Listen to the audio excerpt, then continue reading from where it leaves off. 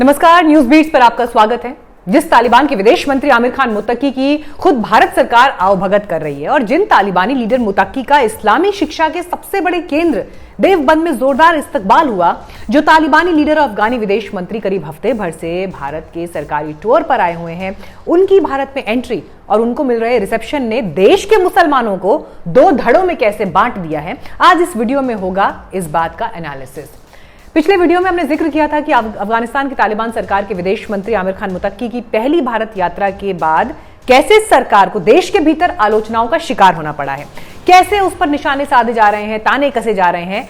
लेकिन मुत्तकी के आने से हलचल और उनके दौरे को लेकर विभाजन सिर्फ भारतीय राजनीति में नहीं है, बल्कि भारतीय मुसलमानों में भी साफ साफ देखा जा रहा है। अगर हम ये कहें कि तालिबानी नेता मुत्तकी ने जाने अनजाने भारतीय मुसलमानों को दो धड़ों में बांट दिया है तो कोई अतिशयोक्ति नहीं होगी। और ये विभाजन बड़ा साफ दिख रहा है। इसमें एक तरफ वो बड़े और नामी चेहरे खड़े हैं जिन्हें लोग मुस्लिम पहचान से ज्यादा एक प्रोग्रेसिव, एक लिबरल भारतीय और सेलिब्रिटी के तौर पर जानते हैं, जैसे गीतकार और शायर जावेद अख्तर साहब, जैसे दिग्गज एक्टर नसीरुद्दीन शाह हो गए। इनके अलावा और भी ऐसे कई नाम हैं जिन्हें तालिबान नेता मुत्तकी के भारत आने पर मुसलमानों के एक तबके का बल्लियों उछलना या जश्न मनाना नागवार गुजर रहा है और वो हर मंच पर इसका विरोध कर रहे हैं, इस पर आपत्ति जता रहे हैं। राइटर और गीतकार जावेद अख्तर तो अपनी हैरानी और अपनी नाराजगी सोशल मीडिया पर शेयर करने से भी नहीं चूके। उन्होंने अपनी पोस्ट में बेबाकी से लिखा कि दुनिया के सबसे क्रूर आतंकवादी समूह तालिबान के प्रतिनिधि को हमारे देश में दिए गए सम्मान और स्वागत को देखकर मेरा सिर शर्म से झुक गया। इतना भव्य स्वागत करने वाले देवबंद को भी शर्म आनी चाहिए। Science and modern political history के हिस्टोरियन एस इरफान हबीब भी जावेद अख्तर की पोस्ट को रीपोस्ट करते हुए लिखते हैं, तालिबान न सिर्फ कुरूप है बल्कि अपराधी भी है। वो सिर्फ इस्लाम नहीं बल्कि पूरी इंसानियत के लिए शर्म का कारण है। कम से कम कहा जाए तो ये घृणित है। दिग्गज एक्टर नसीरुद्दीन शाह का तालिबान के खिलाफ दिया पुराना बयान तो सोशल मीडिया पर वायरल हो ही रहा है, जिन्होंने लगभग वही बात की जो कि आज जावेद साहब कह रहे हैं। लेकिन नसीर साहब का अंदाज बड़ा तीखा है और वो भारतीय मुसलमानों से तल्ख सवाल पूछ रहे हैं। अफगानिस्तान में तालिबान का दोबारा हुकूमत पा लेना दुनिया भर के लिए फिक्र का बायस है। इससे कम खतरनाक नहीं है हिंदुस्तानी मुसलमानों के कुछ तबकों का उन वहशियों की वापसी पर जश्न मनाना। आज हर हिंदुस्तानी मुसलमान को अपने आप से ये सवाल पूछना चाहिए कि उसे अपने मजहब में इस्लाह, रिफॉर्म और जिद्दत पसंदी, मॉडर्निटी चाहिए या पिछली सदियों के वहशीपन का इक़दार, वैल्यूज। लेकिन मुसलमानों के बीच ही एक और तबका जो कि खुद को पढ़ा लिखा और बुद्धिजीवी मानता है, उनका किसी ना किसी रूप में तालिबान का समर्थन करना ऐसे कई प्रोग्रेसिव लोगों को चौंका रहा है, बल्कि खटक भी रहा है। जैसे मिल्लत टाइम्स के चीफ एडिटर शम्स तबरेज काज़मी तो जावेद अख्तर के एक पुराने वीडियो को सोशल मीडिया पर पोस्ट करते हुए उन्हीं को कोसने लगे। हालांकि इस पोस्ट के लिए तबरेज काज़मी को बड़ा सुनना भी पड़ा, क्योंकि उन्होंने जावेद साहब के वीडियो को एक गलत संदर्भ में शेयर किया था। लेकिन सिर्फ तबरेज कासमी ही नहीं, उर्दू डेली न्यूज़पेपर सलारे हिंद के एडिटर प्रोफेसर नूरुल इलाहाबादी तो तालिबानी विदेश मंत्री आमिर खान मुत्तकी की एक फोटो के साथ एक शेर लिखकर उनका महिमा मंडन करने लगे।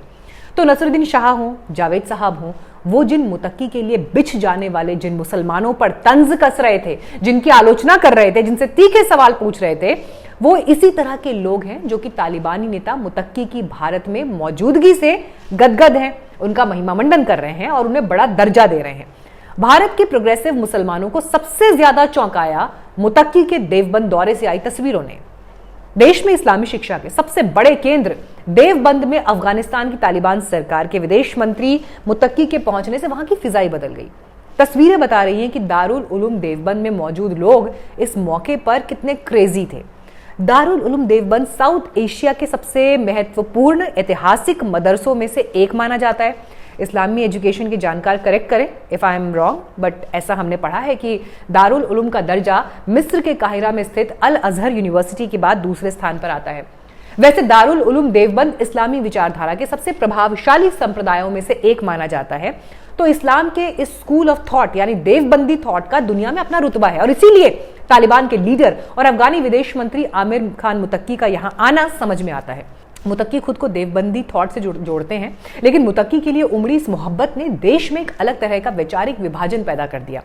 हमने आपको पिछले वीडियो में भी बताया था कि AIMIM के चीफ ओवैसी तो पिछले करीब 12 साल से अफगानिस्तान में इंडिया के इंटरेस्ट को प्रोटेक्ट करने के लिए तालिबान से बातचीत करने की खुलकर पैरवी करते रहे। उन्होंने संसद में भी और संसद के बाहर भी कई दफा इसकी हिमायत की। I request the government of India to examine my proposal of opening a diplomatic channel with Taliban. लेकिन ओवैसी साहब तो पॉलिटिकल आदमी है। पॉलिटिकल आदमी के बयानों को दूसरी तरह से लिया जाता है। ये बात अलग है कि ओवैसी जो बात इतने बरस से कह रहे थे, आखिरकार भारत सरकार को भी वही रास्ता अपनाना पड़ा, तालिबान से बात करनी पड़ी, और उसी का नतीजा ये है कि उनके विदेश मंत्री आमिर खान मुत्तकी भारत के इतने लंबे टूर पर आए हुए हैं। लेकिन जो तालिबान हमारे यहाँ कहावत बन चुका है, जिनके रजीम के रोंगटे खड़े कर देने वाले किस्से उनको बेहद क्रूर साबित करते हैं, उनके रजीम के साथ हाथ मिलाना कोई मामूली घटना नहीं है। लेकिन इंटरनेशनल पॉलिटिक्स को समझने वाले लोग जानते हैं कि ये सब जियोपॉलिटिकल रियलिटीज की देन है। इसे हम विस्तार से अपने पिछले वीडियो में बता ही चुके हैं। जो व्यूवर्स वो वीडियो ना देख पाए हों, आपकी सहूलियत के लिए मैं डिस्क्रिप्शन बॉक्स में वो लिंक भी दे रही हूं, जरूर देखिएगा।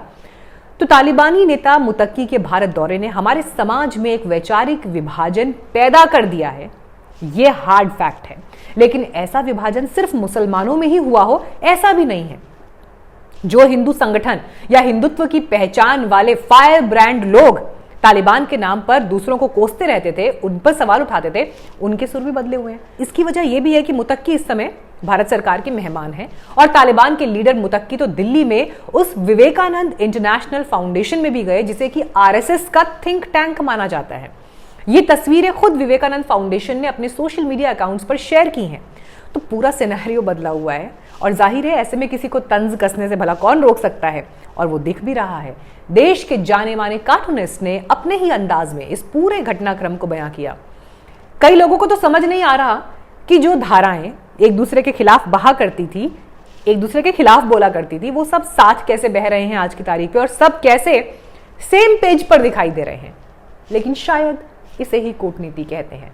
कोई इस सिचुएशन का बचाव ये कहकर कर रहा है कि दुश्मन का दुश्मन अपना दोस्त, लेकिन ऐसा कहना शायद कन्वीनियंस है, बड़ा सरलीकरण हो जाएगा। हाँ, लेकिन ये बात सही है कि बदले हुए जियोपॉलिटिकल समीकरणों ने बहुत सी चीजों और बहुत सी बातों को सिर के बल खड़ा कर दिया है। जो लोग, जो थॉट, जो संगठन कुछ साल पहले तक घृणा की नजर से देखे जाते थे, आज उनका वेलकम है। ये ऐसी सच्चाइयां हैं जो भले ही कड़वी हैं, मगर उन्हें हमें स्वीकार करना ही पड़ेगा। हाँ, ये हमारी डेमोक्रेसी की खूबसूरती है कि चाहे फिर वो जावेद साहब हों, नसीर साहब हों, भले ही वो घनघोर आलोचक हों, भले ही उनकी बातें कई लोगों को चुभें, भले ही वो अपने ही मजहब के लोगों को तीखा बोल रहे हों, लेकिन उनकी बातों में भी सच्चाई है। उनके सवाल, उनकी चिंताएं इस पूरे मामले का एक अहम पहलू है जिसे नजरअंदाज नहीं किया जाना चाहिए। एक तरक्की पसंद मुल्क और एक तरक्की पसंद समाज के लिए अच्छी बात यह है कि हमारे बीच से असहमतियों की ऐसी आवाजें भी उठ रही हैं, और न सिर्फ उठ रही हैं बल्कि बुलंद हो रही हैं, और उन आवाजों को पर्याप्त जगह मिल रही है, चाहे वो सोशल मीडिया हो या फिर पॉलिटिकल डिस्कोर्स। तालिबान सरकार से हाथ मिलाने की सरकार की क्या मजबूरी रही होगी, इसके कुछ पॉइंटर्स पिछले वीडियो में अच्छे तरीके से हमने डिस्क्राइब किया ही है कि कैसे युद्ध से तबाह हुए अफगानिस्तान में भारतीय हितों को प्रोटेक्ट करने और बदलते जियोपॉलिटिकल समीकरणों की वजह से शायद भारत सरकार के पास कोई और चारा ही नहीं बचा रहा होगा। लेकिन भारत में किसी तबके के सामने तो ऐसी कोई मजबूरी नहीं है। वैसे भी तालिबान को सेलिब्रेट करना भला किस तरक्की पसंद समाज की मजबूरी हो सकती है, खासकर तब जबकि हम किसी पर हो रहे अत्याचारों को तालिबानी अत्याचार या उनके फैसलों को तालिबानी फैसला या तालिबानी करतूत कहकर डिफाइन करते हैं। हमारी मीडिया में भी ये टर्मिनोलॉजी यूज होती है, और इसीलिए जावेद अख्तर साहब हो या नसीर साहब हो, उनको उनकी बेबाकी के लिए भरा बुला कहने की बजाय कई बातों और उनकी जताई गई चिंताओं और उनके प्रति उठाए गए सवालों की प्रतिध्वनि एक बार जरूर सुनिए, शायद कई जवाब आपको खुद मिल जाएंगे। तो मुत्तकी के बहाने पैदा हुए इस वैचारिक विभाजन पर आप क्या सोचते हैं? अपने थॉट्स जरूर शेयर करिए। न्यूज़ बीट्स ऐसा प्लेटफॉर्म है जहां पर हर तरह के विचारों का स्वागत है। हमें आपके फीडबैक का इंतजार भी रहता है। अगर आपने अब तक न्यूज़ बीट्स को सब्सक्राइब नहीं किया है तो फौरन करें, बेल आइकन जरूर दबाएं, और अगर आप न्यूज़ बीट्स को आर्थिक तौर पर सपोर्ट करना चाहें तो हमारा यूपीआई आईडी लगातार फ्लैश हो रहा है, इस पर भी आप हमें सपोर्ट अपना जाहिर कर सकते हैं। अपना समय देखने के लिए, ये वीडियो देखने के लिए आपका बहुत धन्यवाद। नमस्ते।